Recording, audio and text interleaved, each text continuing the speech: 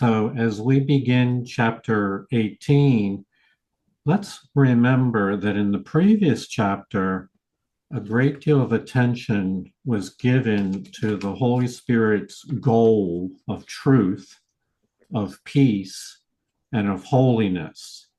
That would be the goal of this course. And it also emphasized that the fastest way to get there is to remove the barriers that are in our minds.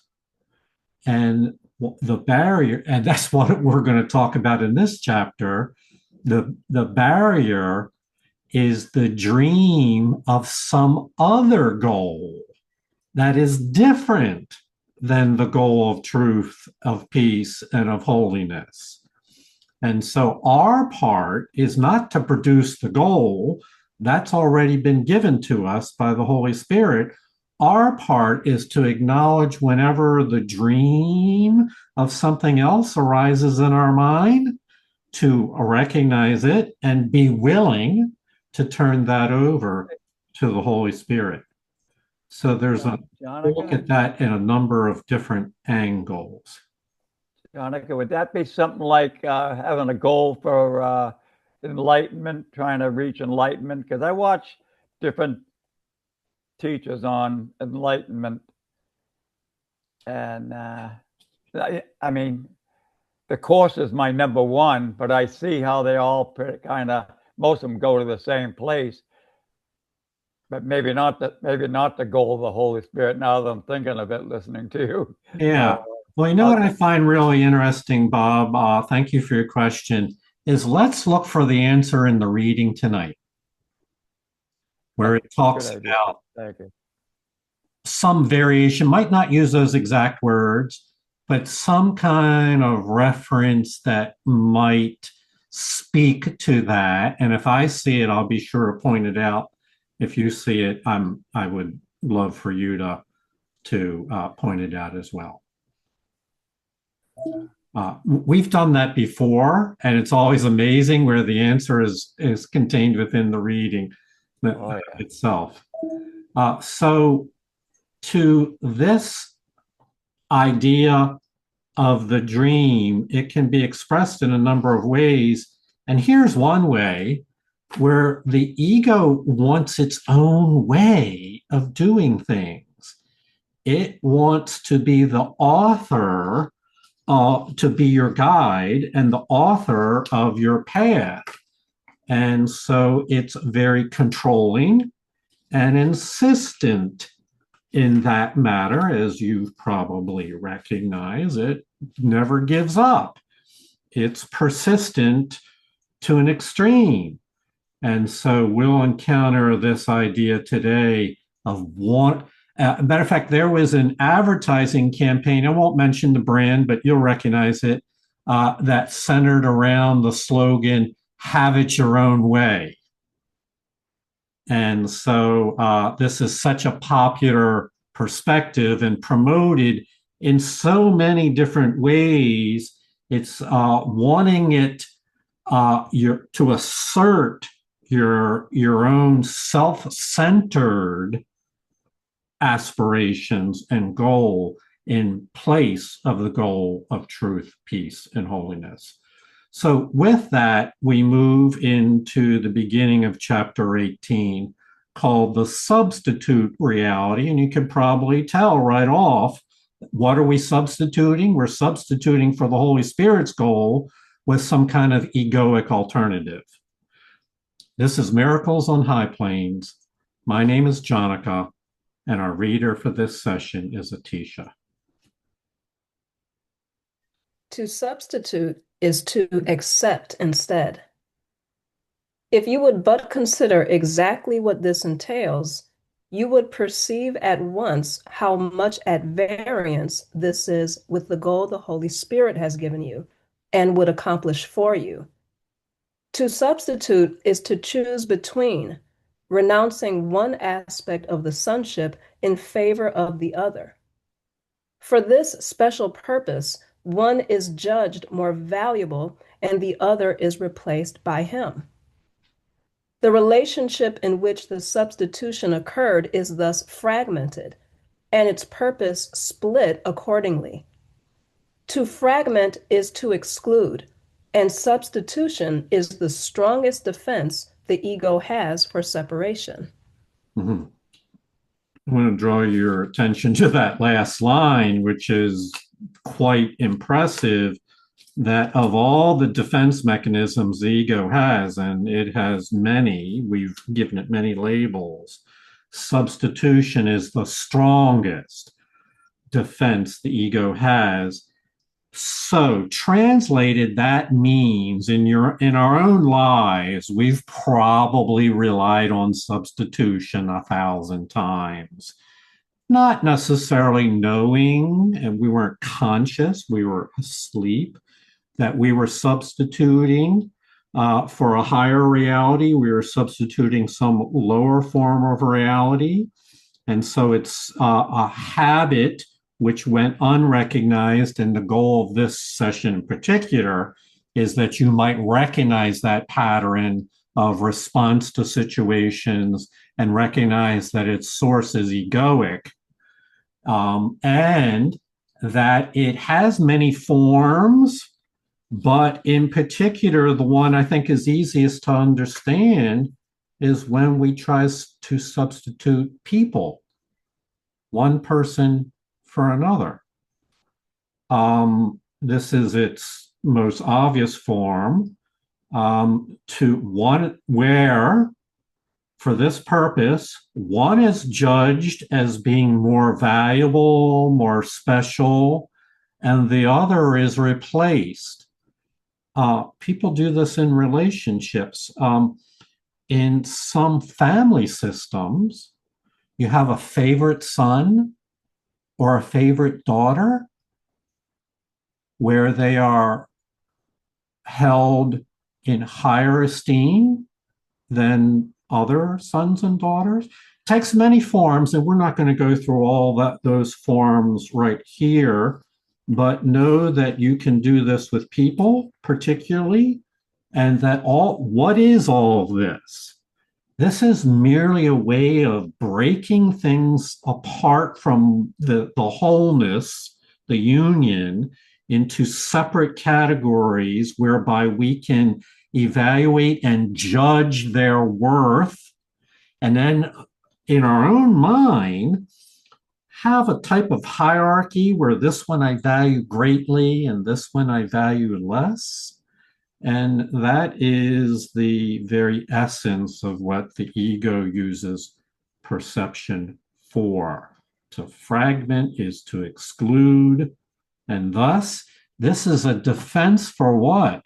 This is to defend the ego's right to judgment, to continue to believe as though ego judgment is the best guide that one could find.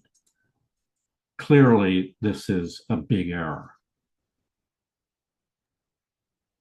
The Holy Spirit never uses substitutes.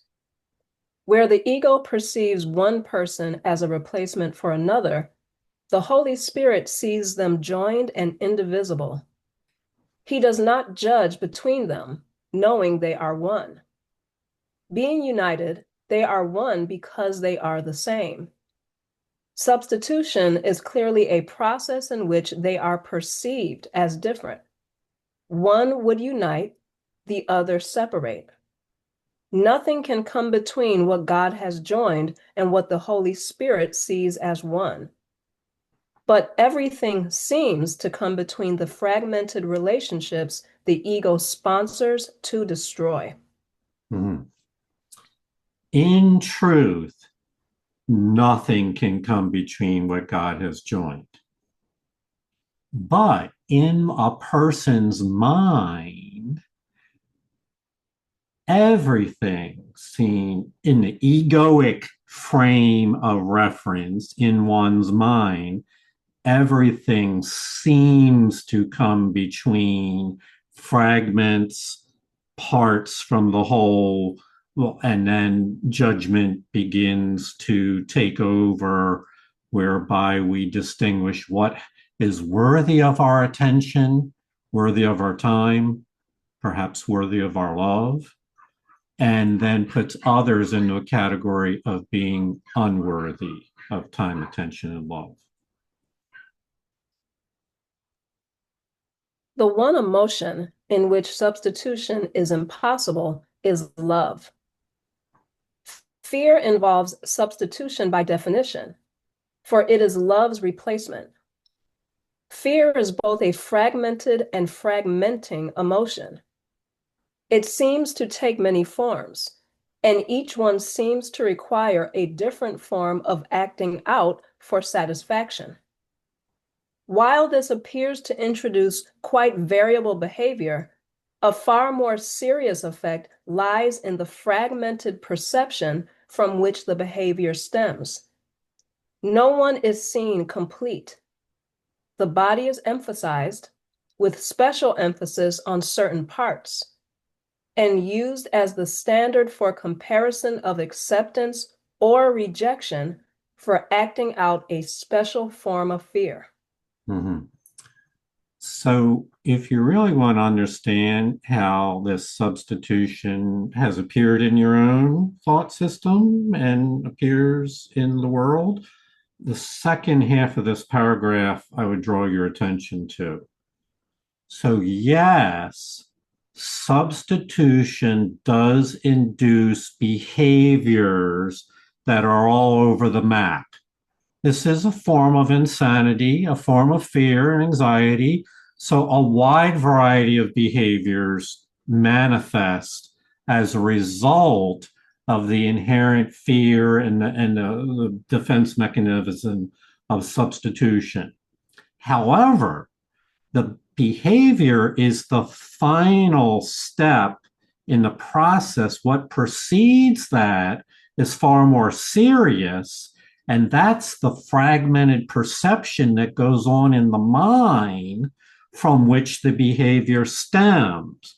The behavior is an effect that results from a fragmented perception where no one is seen as holy. No one is seen as part of the plan of truth and healing. Everyone is viewed in this fragmented perception. Everyone is viewed as lacking, as insufficient, as being with some fault. It's the essence of judgment, is to find the fault. And in that, it is very easy to make the body the central focus of what we perceive in another person, and then to rank and rate and judge that body based on some criteria that each of us has developed of what's important. And so special emphasis on certain parts. And then use that emphasis, which is purely arbitrary, as a standard for comparison or acceptance or rejection. So this is all just a cobbled together basis of judgment and none of this need be, none of this is healthy, but know that this is quite common. So the key point being here that is emphasized in other places in the course is, yes, behaviors will come out where people will say things and do things that are unkind. I'm being gentle here with my language, unkind or mean, but more serious than what they do or say is the thought system that has them believing they're justified in those actions or those words. That's what keeps them asleep and in a dream induced by the ego.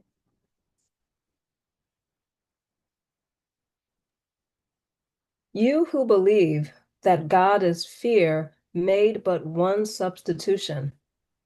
It has taken many forms, because it was the substitution of illusion for truth, of fragmentation for wholeness. It has become so splintered and subdivided and divided again over and over that it is now almost impossible to perceive it once was one and still is what it was. That one error, which brought truth to illusion, infinity to time, and life to death, was all you ever made. Your whole world rests upon it. Everything you see reflects it.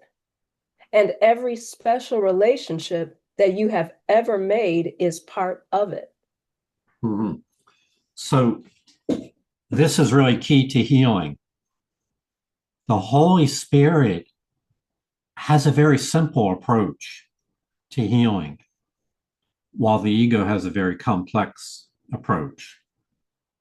To the ego, the basis of our problem, the ego's discontent, its upset, has become so splintered, subdivided, divided again. It adds up to thousands of complaints and grievances and judgments, and ego can never be happy. Even if you solve hundreds of its grievances, it will find hundreds of more. It's almost impossible for the ego to perceive what was one and still is at one. Okay, so that's the ego's view. Thousands of foundations for seeking problems. Whereas the Holy Spirit says there's really just one chief error. And if you solve that one, then it has a ripple effect or a cascading effect into all the others. You go back to the core, the cause of the problem, and solve that. And the Course again and again will make references. You have to go back to where the problem began. You have to find its cause, remove the cause, and then all the subdivisions that follow from it fall away because they no longer have a cause. So, what is that one chief error? It's spelled out right here. It's a use of substituting an illusion for the truth, a dream for reality. It's described as one error which brought truth to illusion, meaning we were in the original state of creation was full of truth, infinity, and life. And in the one error, we attempted to add to the creation to find a substitute for the creation and introduced illusions, time, and death. It's a bit abstract because it occurs deep within your own mind, usually outside the arena of awareness. And we're attempting here to bring it out into the open, where what has been hidden from you can now be seen and judged for its merits in comparison to the truth. And then you can choose again whether or not you're willing to allow that error to continue to prevail in your own thought system, or whether you're willing to hand it over to the Holy Spirit and have it removed. So again, this is not something that the conscious mind recalls having brought truth to illusion. I don't know of anyone who has said they recall bringing infinity to time. or life to death. Maybe some people can remember bringing life to death.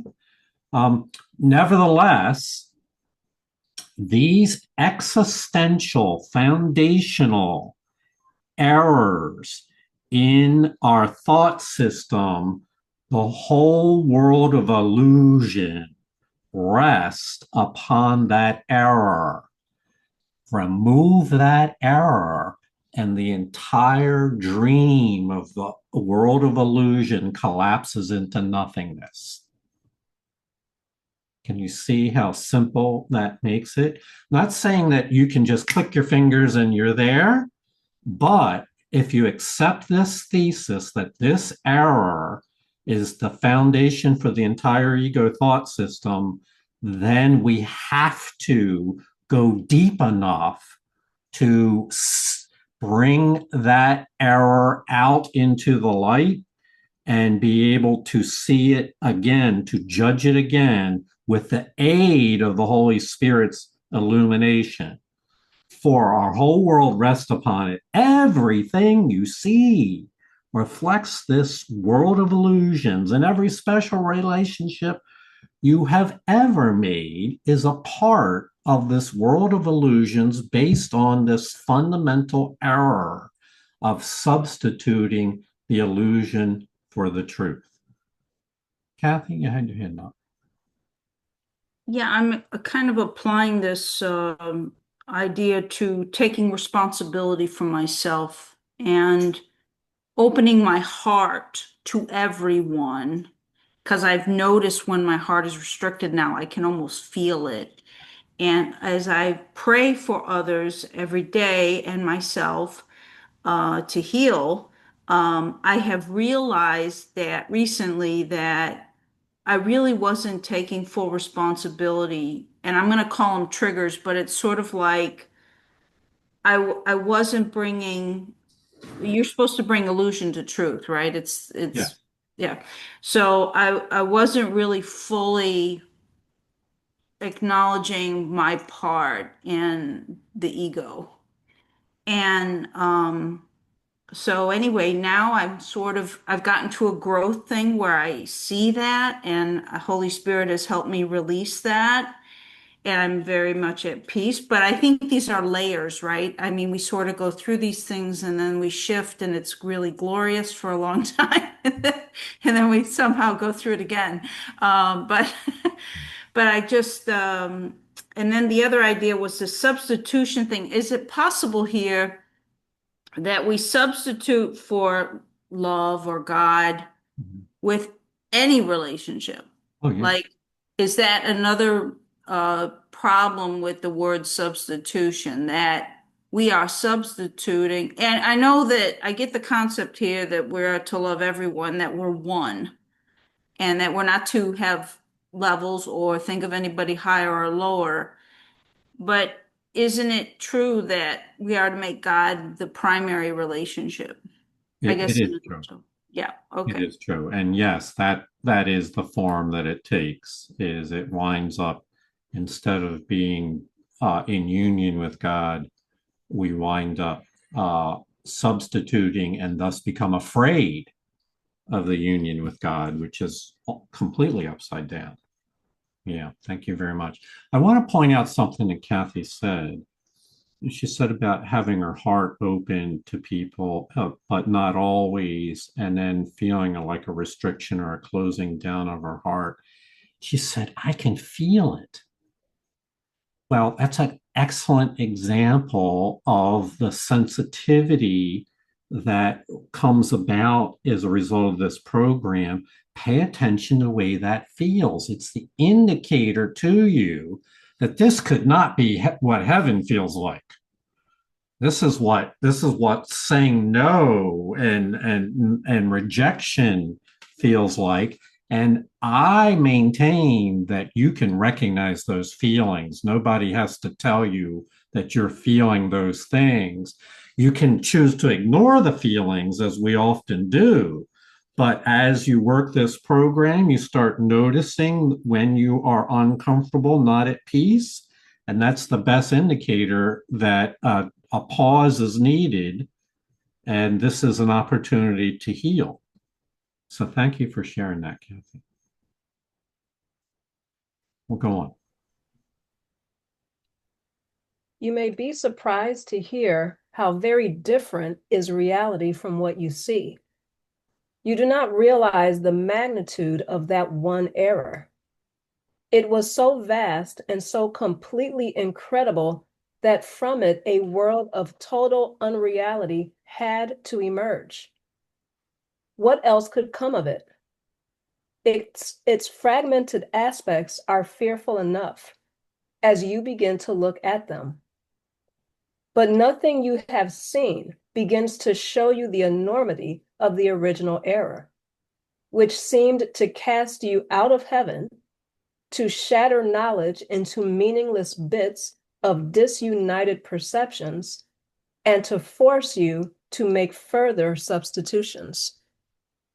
That was the first projection of error outward. Mm-hmm.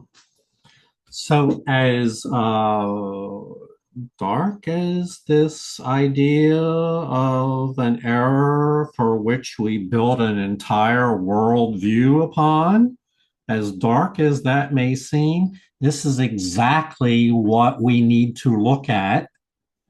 This is exactly the key to Bob. This is exactly the key to awakening. The Course says, with as long as this hidden original error remains hidden and still a part of our thought system, there is no awakening. We would be fooling ourselves to say because we're feeling maybe better now or not as fearful that we're awake if this original error was still lying hidden in the shadows. This belief that we can substitute our own issues for the truth. And maybe, Bob, it's possible for someone to substitute their own awakening for the belief in God's creation. All kinds of substitution takes many forms, is what I'm saying. And what is called awakening is not necessarily always the case. So in the Course's framework, there was the original state in which the Creator and all of creation are at a state of perfect oneness. This is before time began. This is before the separation began. The original state with a capital O, if you will, the original OS, this is the oneness of all creation. And in the Course's explanation, then a tiny mad idea appeared. Let's go find something else. And that original error meant, we read about it just a moment ago, where we then brought infinity into time, life into death, and truth into illusions. We if you wanted to make a physical metaphor, you can think of it as we were standing in the circle of holy light, and we made the error of deciding to step out and find something else. And then we created a whole world, stepped out and created a whole world, illusory world, based on the decision to find some other reality. So, while this is profoundly deep and existential and not necessarily something that one will fully understand intellectually, know that we are pointing our finger at this original error from which all healing must eventually get to this original error. In fact, the confirmation is that the first projection of error outward began with this error. That is to say, instead of living the truth and knowing that the truth is true, instead, when we stepped into a world of illusions, then we believed that we had to take our own illusions and try to make them real by projecting them outward. And that error, the repercussions of that continue to this day, as long as we continue to believe that our projections are reality. So, what would be your takeaway from this? It would be that we're pointing to something here which is deeply profound. For some of you, this may have been your first time around with this concept. For others, you may have visited it before and hopefully are getting an even more profound understanding of it. We're at the beginning of the chapter. There's more to learn. We're not going to completely understand this so much to the point that we're free in one session, but it all has to begin somewhere. Let it begin here. Let your prayer be, I'm willing to begin this healing process here and now.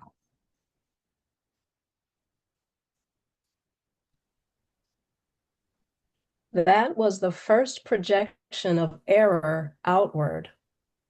The world arose to hide it and became the screen on which it was projected and drawn between you and the truth. For truth extends inward, where the idea of loss is meaningless and only increase is conceivable. Do you really think it's strange that a world in which everything is backwards and upside down arose from this projection of error? It was inevitable. For truth brought to this could only remain within in quiet and take no part in all the mad projection by which this world was made. Call it not sin, but madness. For such it was, and so it still remains. Invest it not with guilt, for guilt implies it was accomplished in reality. And above all, be not afraid of it. We have to come back to that last line in a moment, but before we do, let's remember the Course teaches by contrasting two different thought systems. It'll contrast that. So if you can see one and understand it, it gives you a learning aid in which to understand that the other is completely opposite. So in this case, we're talking about the difference between perception and projection and truth, knowing the truth. With perception, it is directed outward. So the process would be the original error is in my mind, that reality is fragmented and this world is full of chaos and evil. And my mind then uses that belief and projects it outward onto what it calls a screen. It's an illusory image that my mind has made that explains the world. And people walk around believing in the screen of the world that they see. This is what we call the dream. Believing that, and the dream is being made by the errors in one's own mind and used as the basis for judging the world, judging life, judging people, judging relationships, et cetera, et cetera. In contrast, truth extends inward. Truth is a gift from the divine, and it is given you to accept or not accept. And if you accept it, then it joins with the light within you, and its power to transform your awareness is unlimited. Bob, this would be an indication of awakening, of acceptance of the truth within you. And then the light that is already within you illuminates your mind because there's no error to obscure it. As long as there's error in the mind, that illumination is still there, but it doesn't enter up in your consciousness. So instead, what does it do is it remains quiet within your mind, waiting until such time as you let go of the error, let go of the false perceptions, and then we awaken, but not before then. See, I trust that the answers are already here. And Bob, you had that question right at the beginning, and we've seen a couple things already, and maybe there's more that speak directly to it. We'll go on.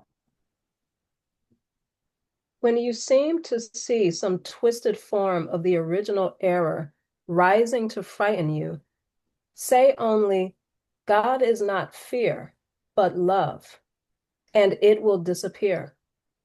The truth will save you. It has not left you to go out into the mad world and so depart from you. Inward is sanity. Insanity is outside you. You but believe it is the other way. That truth is outside and error and guilt within. Your little senseless substitutions, touched with insanity and swirling lightly off on a mad course like feathers dancing insanely in the wind, have no substance.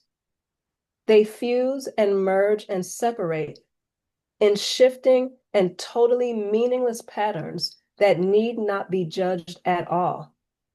To judge them individually is pointless.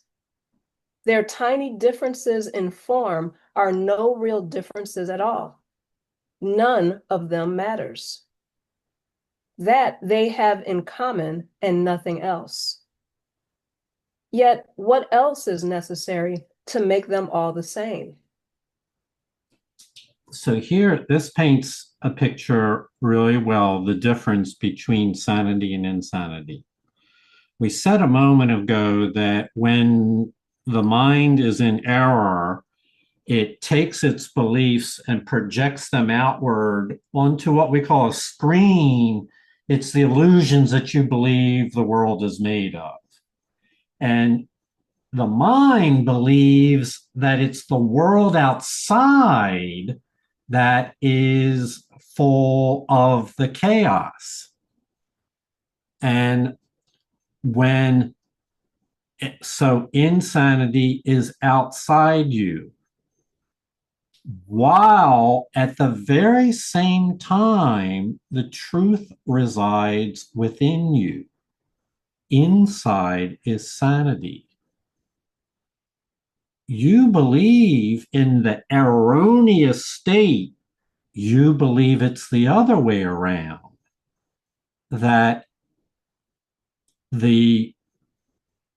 So I get myself mixed up here sometimes, so bear with me here. You believe that's the other way around, that the truth is outside and you have to seek it, you have to find it, that it doesn't know you, it's not a part of you, and believe that the guilt, the error is within,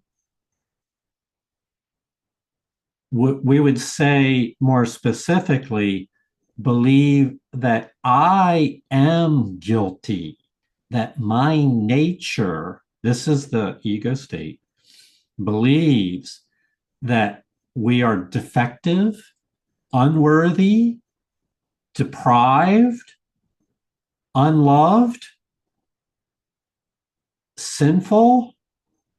The list of words can go unworthy of love. It can go on and on. The ego wants you to believe that within is darkness and unworthiness and etc. So, two different worldviews here. The truth is always within you, waiting gently for you to call it forth into your consciousness.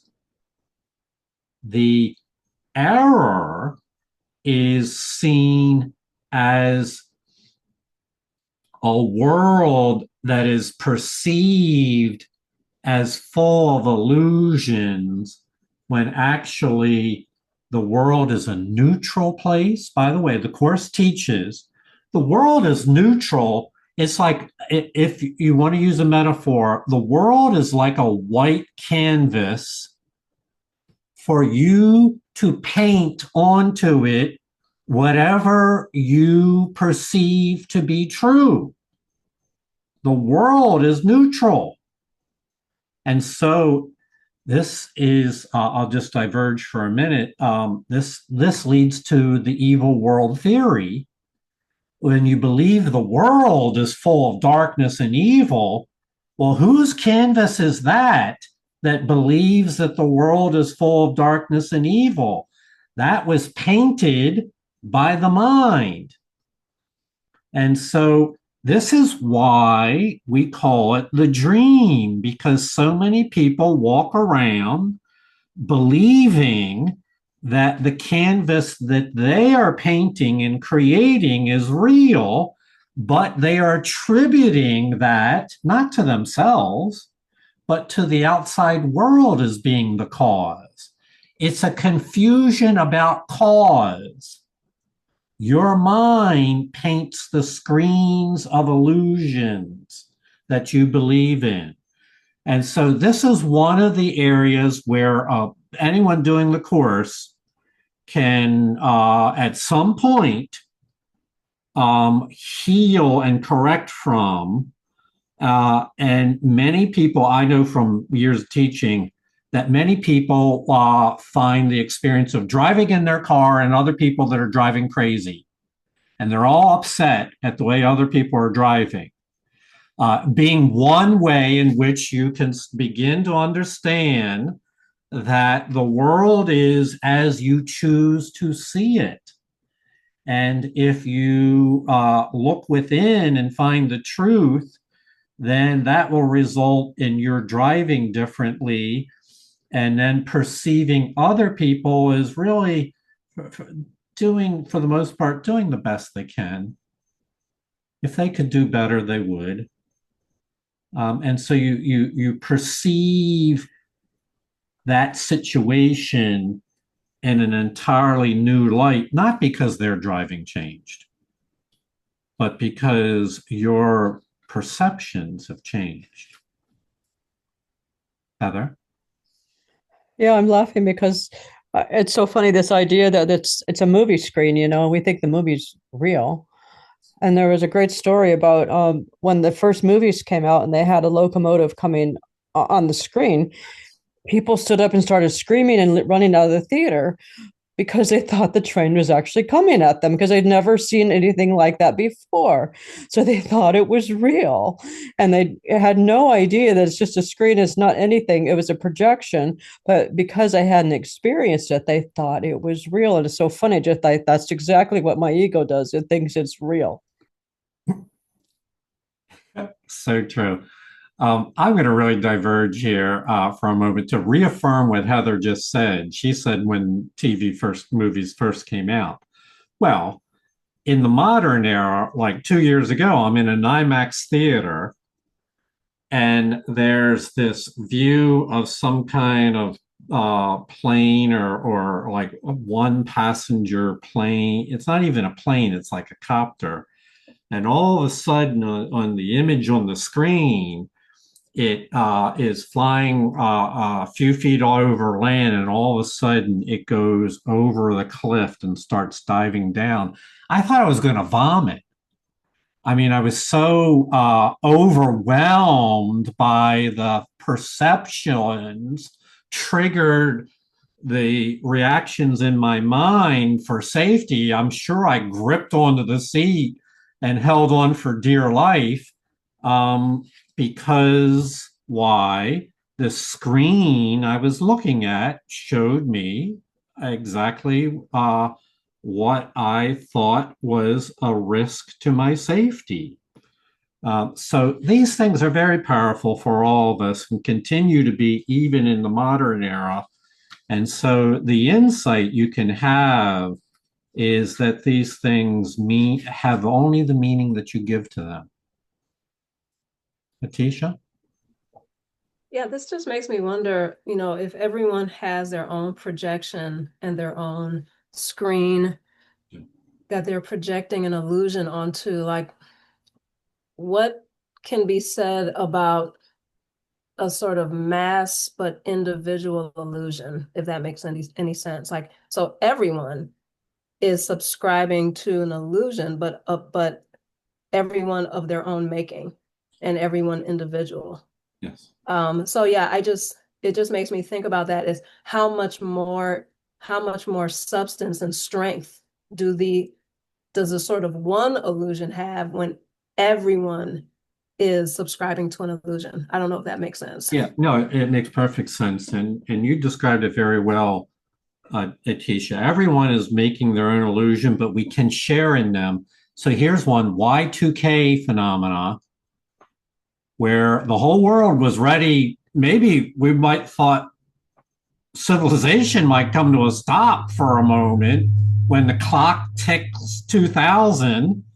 That's not so long ago, and that was believed by perhaps billions of people. I know I worked for a corporation. We thought maybe the company would have to shut down that day because all the clocks would be off. So a shared delusional system certainly happens. Just as you said, remember that each individual mind is the cause of that illusion.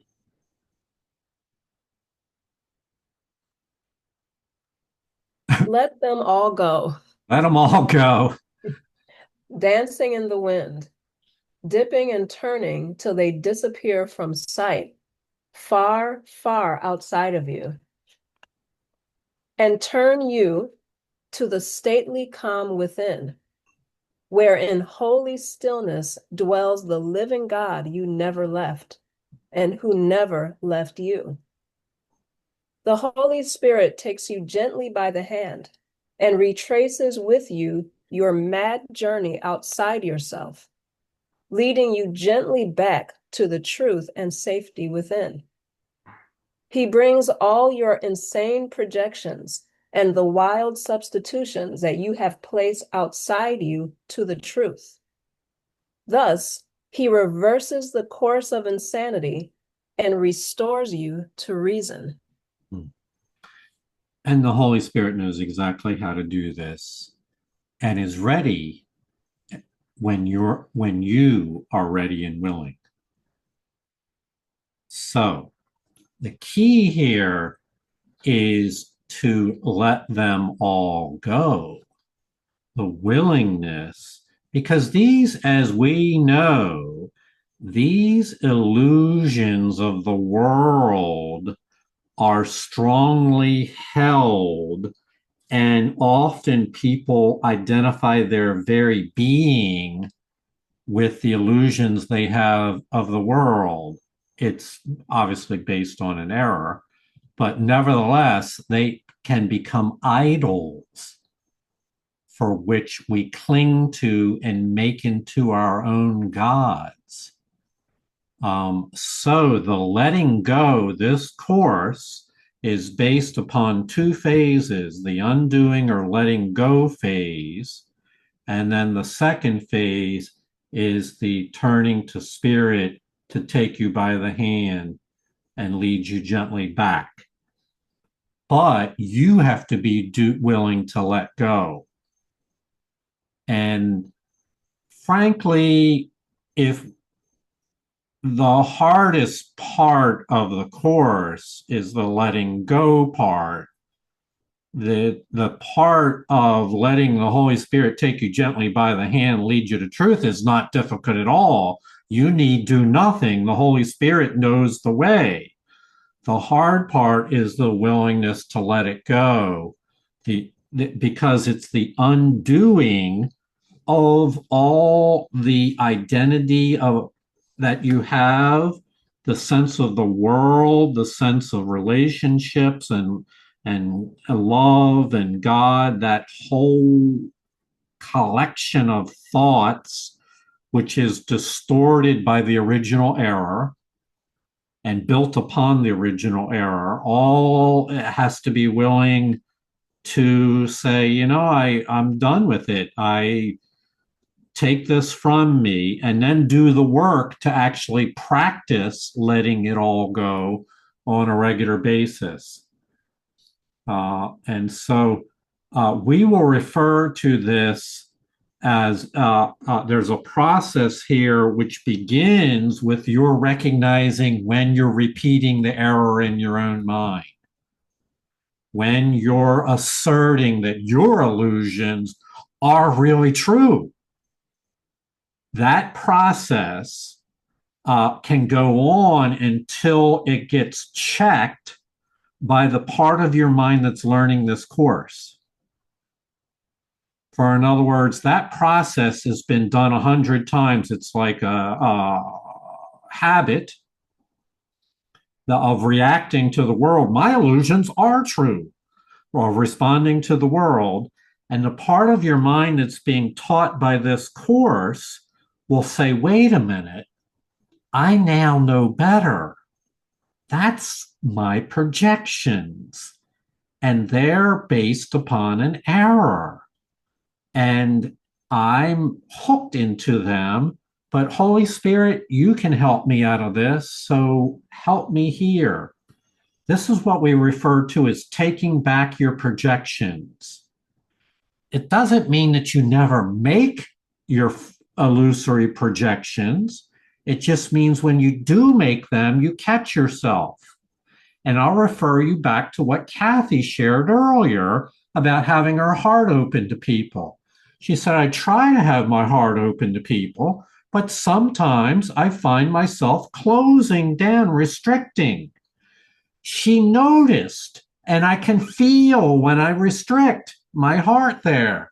That's noticing that you're doing it again, restricting, and that's the window of opportunity where we can say, Holy Spirit, this time I'm going to choose again and let you heal, take this situation, this moment, and use it for my healing, use it for my good.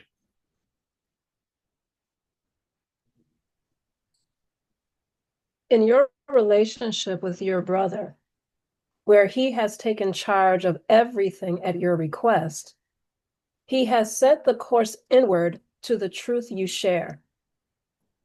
In the mad world outside you, nothing can be shared, but only substituted. And sharing and substituting have nothing in common in reality. Within yourself, you love your brother with a perfect love. Here is holy ground, in which no substitution can enter, and where only the truth in your brother can abide. Here you are joined in God, as much together as you are with him. The original error has not entered here, nor ever will. Here is the radiant truth, to which the Holy Spirit has committed your relationship. Let him bring it here, where you would have it be. Give him but a little faith in your brother to help him show you that no substitute you made for heaven can keep you from it. So we said before, truth is found within yourself. You do love your brother with a perfect love.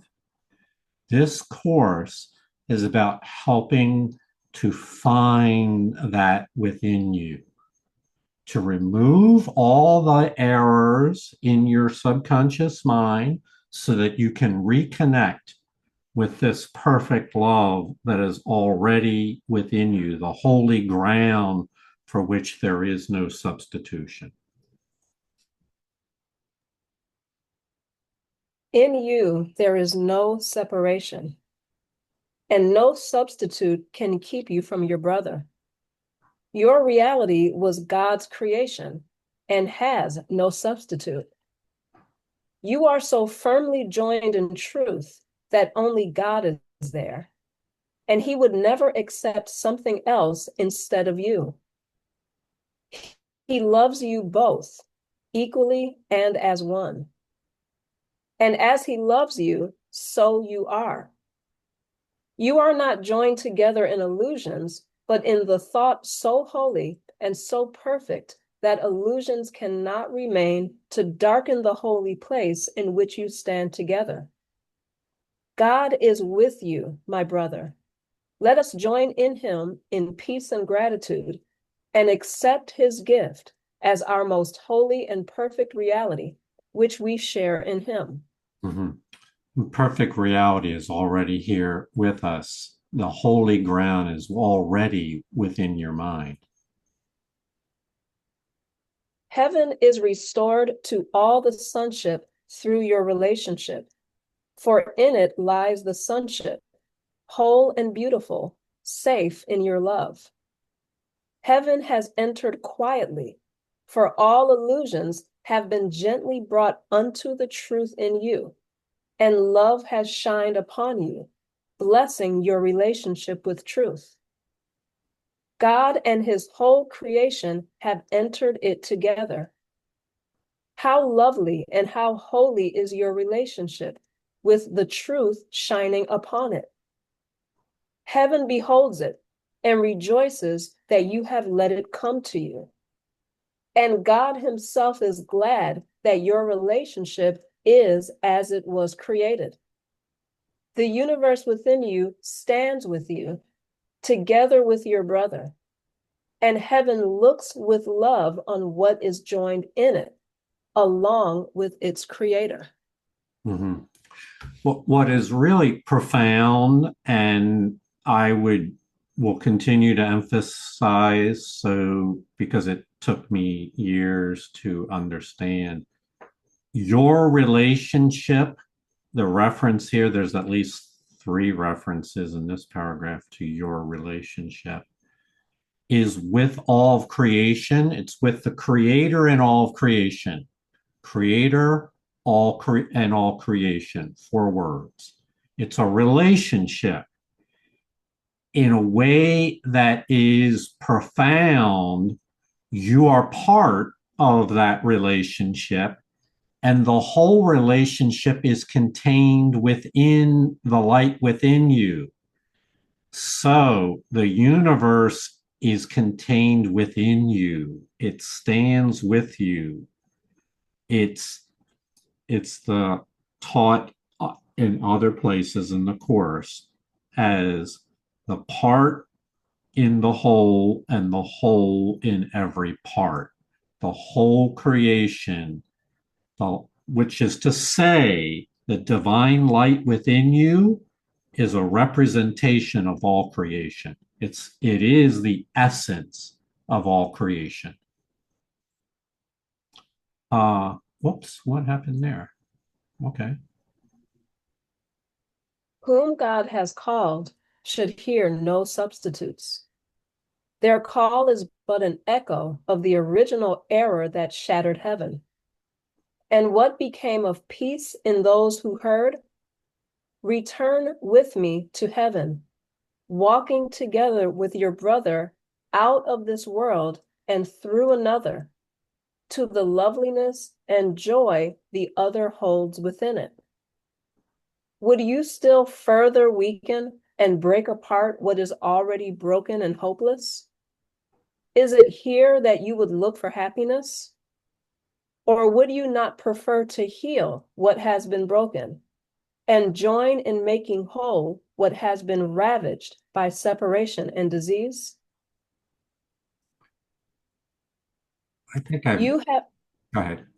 you have been called, together with your brother, to the most holy function this world contains. Yeah. It is the only one that has no limits and reaches out to every broken fragment of the sonship with healing and uniting comfort.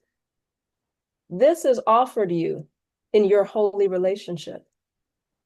Accept it here, and you will give as you have accepted. The peace of God is given you with the glowing purpose in which you join with your brother. The holy light that brought you and him together must extend as you accepted it.